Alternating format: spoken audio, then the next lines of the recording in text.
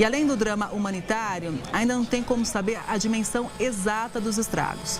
Mas os alertas sobre eventos climáticos extremos já foram emitidos há anos, não é de agora não. Para fazer uma análise, a gente faz conexão com a Sueli Araújo, que é urbanista, advogada, doutora em ciência política, ex-presidente do IBAMA e hoje é coordenadora de políticas públicas do Observatório do Clima. Boa tarde, Sueli. Vai ser muito bom contar com a sua análise aqui no Conexão. Boa tarde, Kelly. É um prazer poder esclarecer o que a gente puder pelo Observatório do Clima. Sueli, se os alertas foram dados há tanto tempo, né? Onde que a gente errou? O Brasil poderia estar pelo menos minimizando impactos. É claro que a gente está mostrando agora essa tragédia no sul do país, mas também existem alertas em relação ao Pantanal, em relação à Amazônia. A gente poderia ter feito uma lição de casa para pelo menos prevenir ou tentar diminuir essa dimensão toda? Poderíamos sim, com certeza. Os cientistas, na verdade, alertam para a probabilidade de eventos extremos cada vez mais intensos e mais frequentes, desde a época da Rio 92, então tem bastante tempo. Especificamente em relação ao sul do Brasil, tem um estudo contratado pelo governo federal de 2015 que mostra uma tendência para eventos exatamente com alta pluviosidade na região do sul do país e na Bacia do Prata, e é uma tendência também de redução do volume hídrico na Amazônia. Então, avisos dos especialistas ocorreram. Onde que falhamos? Falhamos, sobretudo, em não trabalhar medidas de adaptação à mudança do clima, porque a mudança climática é uma realidade. Então, nós temos que mitigar as nossas emissões de gás de efeito estufa e estamos fazendo isso menos do que devemos, mas temos que investir nessa nova realidade. Quando os eventos extremos chegarem, nós temos que estar mais preparados e tudo isso precisa de muito planejamento, muitos recursos governamentais, da iniciativa privada, da sociedade em geral, para preparar a infraestrutura urbana, a infraestrutura de transportes, o meio rural, que precisa de muita restauração de vegetação nativa e por aí vai. Então, há sim uma omissão que não está na hora exatamente de achar culpados, está na hora de começar a agir para que quando os eventos extremos chegarem, a população sofra menos. Exatamente. Essa não é hora de apontar dedos, mas com certeza é um momento de reflexão, não é verdade?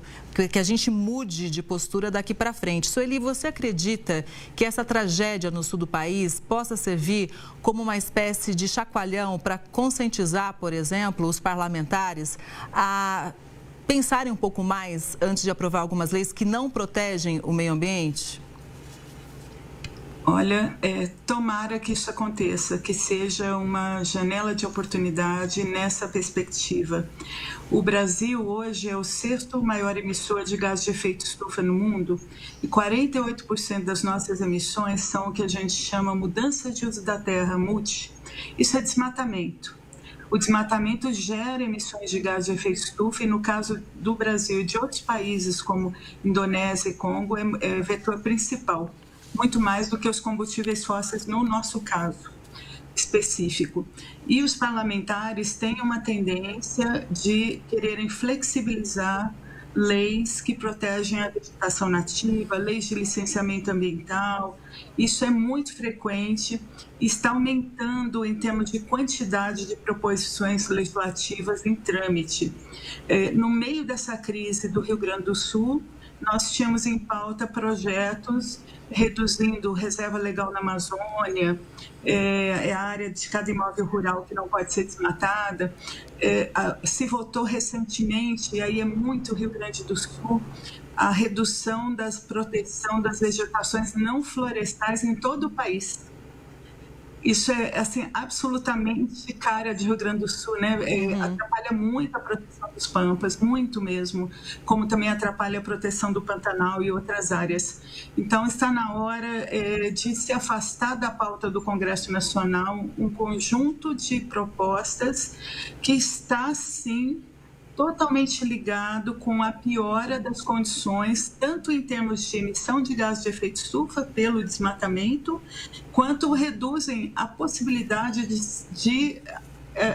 na linha de adaptação, de você se proteger contra os efeitos, diminuir um pouco os efeitos, porque a mata ciliar, por exemplo, ao longo dos corpos d'água, ela é considerada área de preservação permanente desde o Código Florestal de 1965 já estabelecia, o Código Florestal de 1934 já tinha medidas nessa linha de matas ciliares. E o que a mata ciliar faz? Ela atenua a inundação. Numa enchente desse tamanho não vai resolver, mas vai atenuar e poderia ter melhorado para várias comunidades.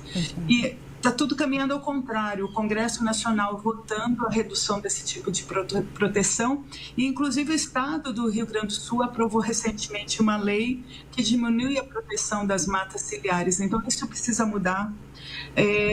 A torcida é para que os políticos entendam a demanda da própria população, porque a população brasileira sabe que tudo isso tem a ver com mudanças climáticas, as pesquisas mostram. Sim. Inclusive, na consulta pública do Plano Plurianual que o governo federal fez, o tema prioritário para a população foi emergência climática. Então, os brasileiros sabem da emergência, sabem da relação do desmatamento com mudança climática, e é importante que nossos representantes no parlamento, nos parlamentos, porque também tem os parlamentos subnacionais, deem a devida resposta a isso e afastem os retrocessos na legislação que estão tentando impor. Sim, Sueli, olha que interessante. Sexta-feira eu conversei aqui no Conexão com a ministra do Meio Ambiente, Marina Silva, e ela citou um projeto que você acabou de citar também, que é o 364, que diz sobre exploração de atividade agrária em tudo que não é considerado floresta, né? Só para a gente ter uma dimensão real de como isso pode nos atingir, o que isso representa? O que estaria em jogo, por exemplo, em percentual nos Pampas, no Cerrado, na Amazônia?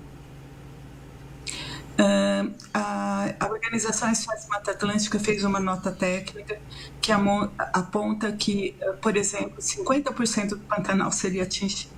O Pantanal é a maior planície irrigada do mundo. Nos Pampas, pelas contas, mais de 30% dos Pampas estaria transformado em área rural consolidada, significaria que poderia ser totalmente desmatado. A situação é bem grave e, na verdade, você tem até uma discussão do que é vegetação florestal e vão começar a estender. Caatinga é floresta ou não é floresta? A discussão será eterna se uma coisa como essa for aprovada. Mas é importante entender que não tem... a floresta não é mais importante ecologicamente do que os pampas, por exemplo. Né? Os Pampas têm uma alta biodiversidade e uma função no equilíbrio ambiental muito grande. Com certeza. É preciso compreender. Exatamente. Agora, vamos pensar pelo olhar, então, se não falta consciência, se é possível a gente mudar formas de incentivo. Se o dinheiro é público, o governo poderia dizer assim, olha, tudo bem, eu posso te dar um incentivo, um financiamento com juros mais barato, desde que você invista em ações, em técnicas, por exemplo, de baixo carbono. A gente teria que ter uma mudança, inclusive, de incentivo financeiro? O governo federal, agora, há poucos meses, colocou juros mais baixos para a agropecuária de baixo carbono. Eu, pessoalmente, acho que ele está correto, mas que deveria ir além disso. Porque o Plano Safra é dinheiro público, quer dizer, o governo pode impor mais condições. Eu colocaria um cronograma em relação ao Plano Safra, em que cada ano aumentaria o percentual do dinheiro que é direcionado exclusivamente para a agropecuária de baixo carbono.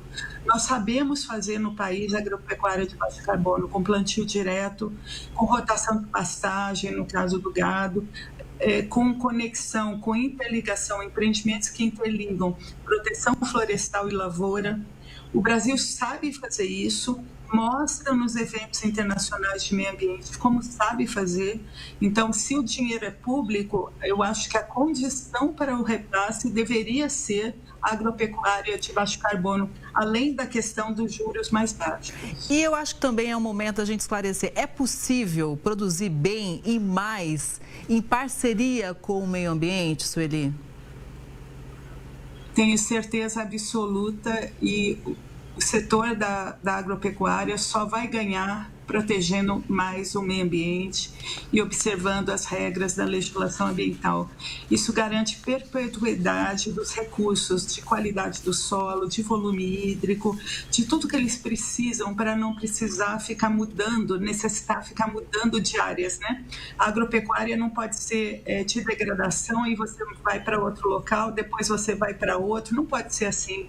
Você tem que trabalhar interagindo com o que diz a legislação ambiental e mesmo, além disso, adotando as práticas mais corretas que for possível do ponto de vista de meio ambiente. O nosso agronegócio tem muita tecnologia, não tem por que pressionar por redução do rigor da legislação ambiental. Eles sabem fazer protegendo. Agora, nós temos que ser bem firmes no monitoramento de todas essas condições. E eu acho que passa também por informar a sociedade, né, para a gente acompanhar como cada parlamentar está encaminhando as propostas, porque isso impacta a vida da gente. E no caso do Sul, por exemplo, já custou muitas vidas, né? Quase 150. Vamos seguindo acompanhando então, Sueli. Foi muito bom te ouvir, muito especial. Estamos sempre de portas abertas. Até a próxima. Muito obrigada pela oportunidade. Um abraço. Um abraço.